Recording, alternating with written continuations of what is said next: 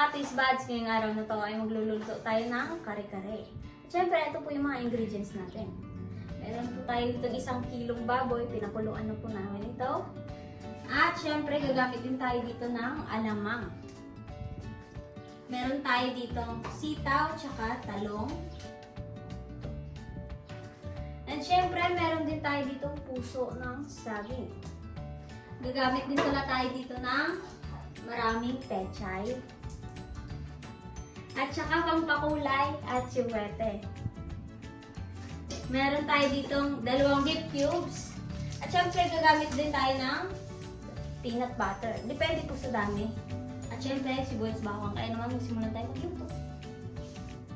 Ito maglalagay na tayo ng mantika. Yan, okay na yan.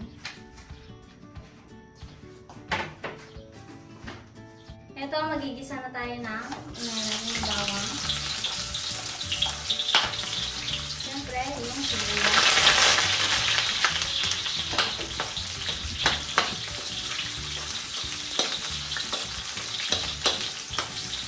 Ayan, gisa-gisa lang.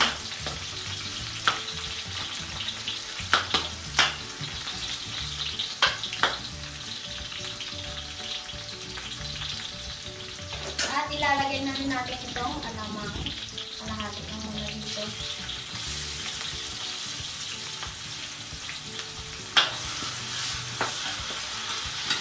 Ito, kukunin natin yung mga 1 cup.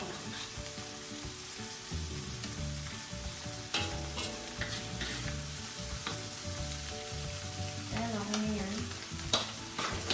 Siyempre, ilalagay na natin dito yung baboy.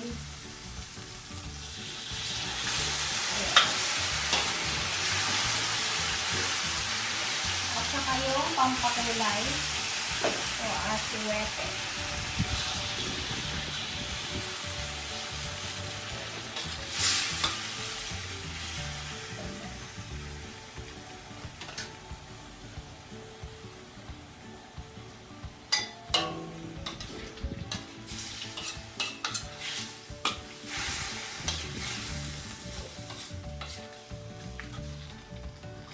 So, ilalagay na natin ang puso na saging.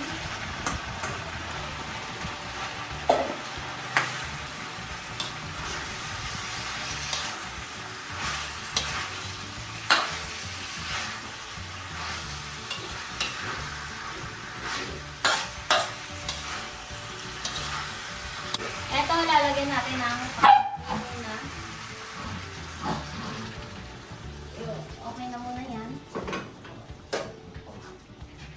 At saka, isasabay na rin natin dito yung beef cubes.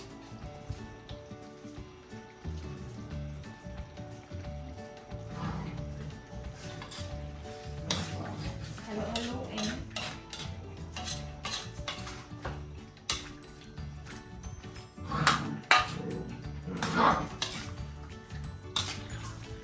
Ito, idadagdag na natin yung tubig na natira. Okay.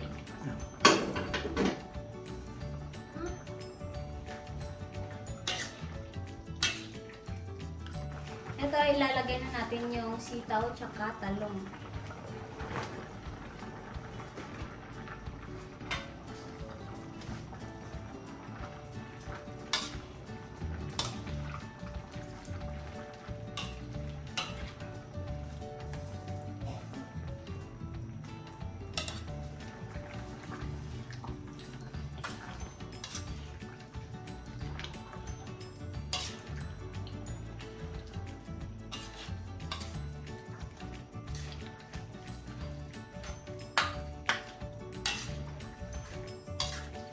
Ito, ilalagay na natin yung peanut butter.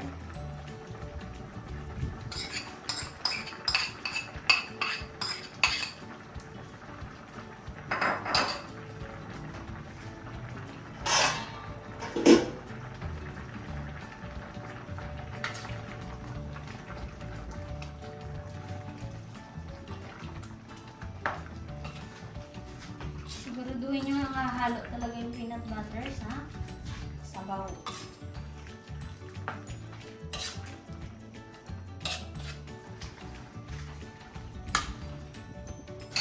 Ayan, so ito guys, tinan nyo.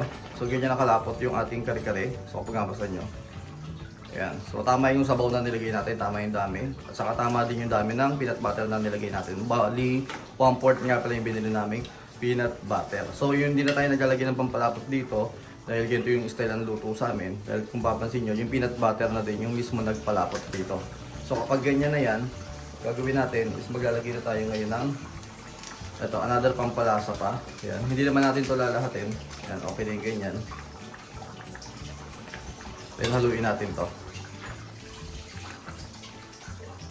Yan. Then sa puntong ito, ang gagawin naman natin dito ngayon, ilalagay na natin yung pechay.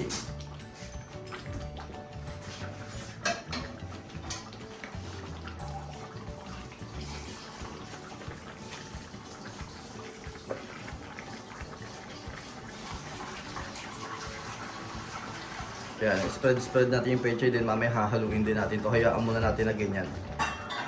And make sure na nahugasan yung maigi ang pechay.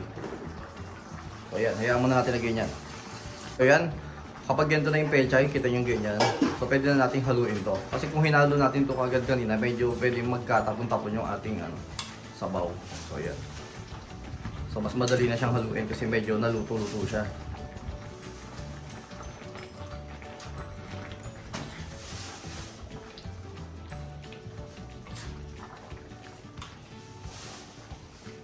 So pork nga pala yung ginamit namin na karne. Pwede rin naman kayo magluto ng ganyan. Pwede kayo magluto ng chicken kare-kare, pork kare-kare, pero syempre original niyan yung baka, yung oxtail.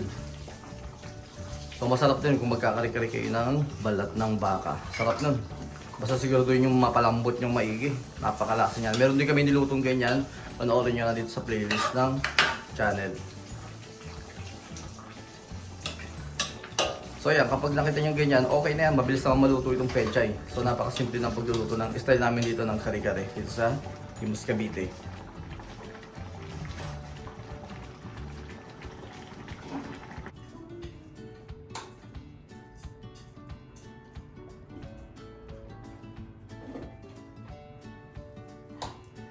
Ayun guys, kita nyo naman yung proseso ng pagluto namin ng kare-kare. Kaya naman huwag nyo kalimutan mag-like, share, and subscribe.